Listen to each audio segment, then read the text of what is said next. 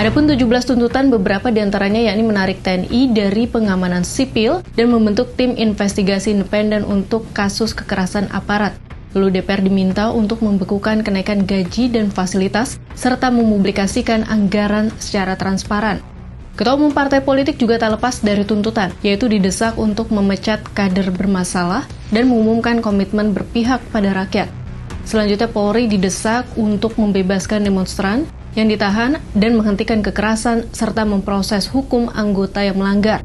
Begitu juga dengan TNI, diminta kembali ke barak, tidak mengambil alih fungsi Polri, dan berkomitmen untuk tidak terlibat dalam urusan sipil.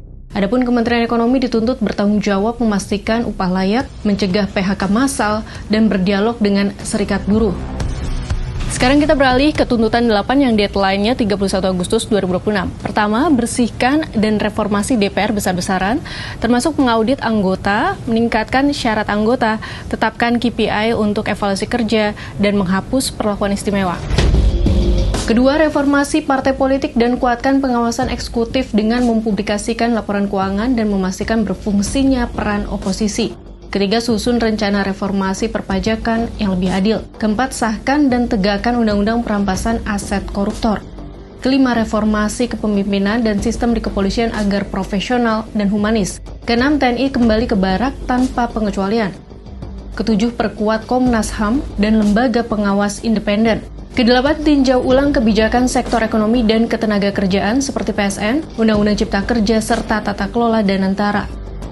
Bola 17 plus 8 tuntutan rakyat sudah bergulir dengan damai. Lalu bagaimana pemerintah menangkap dan merespons bola tuntutan ini? Peneliti politik dari Badan Riset dan Inovasi Nasional atau BRIN, Wasisto Raharjo Jati menyebut, jika pemerintah harus segera merespons 17 plus 8 tuntutan rakyat yang merupakan jembatan di antara rakyat dan pemerintah. Wasisto pun mengingatkan jika tuntutan itu tidak segera direspons oleh pemerintah, dampaknya yaitu resistensi makin besar. Disinilah kemudian ada baiknya pemerintah dan masyarakat itu membuka dialog agar masing-masing kedua belah pihak tidak terpaku dalam stigmanya masing-masing. Dan saya pikir di poin-poin yang disampaikan dalam aspirasi 17 plus 8 itu menjadi semacam penjembatan ya, bagaimana kemudian kedua aktor ini bisa bertemu dan berdialog dan tidak terpaku pada persepsi-persepsi yang itu justru menghasilkan sentimen antar dua belah pihak. Dan tentunya adanya poin-poin 17 plus 8 ini perlu segera ditindaklanjuti, karena kalau misalnya ini jadi pembiaran, maka yang dikhawatirkan adalah resistensi makin besar, yang mana tuntutan dari warga negara tidak hanya sekedar yang disampaikan dalam poin-poin tersebut, tapi mungkin lebih luas lagi.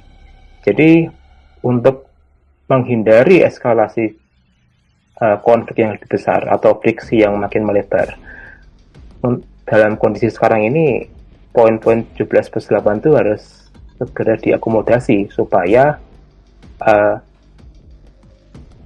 kekerasan, kemudian juga aksi-aksi anarkis yang muncul itu bisa terlokalisir, dan kemudian baik pemerintah maupun negara bisa berdamai dengan masyarakatnya dalam kondisi sekarang ini. Sahabat Kompas, bagaimana opini kamu terkait dengan 17 plus 8 tuntutan rakyat ini? Apakah ini sudah mewakili aspirasi kamu? Lalu bagaimana langkah pemerintah merespons dan melakukan upaya nyata terkait tuntutan 17 plus 8 ini? Publik menanti.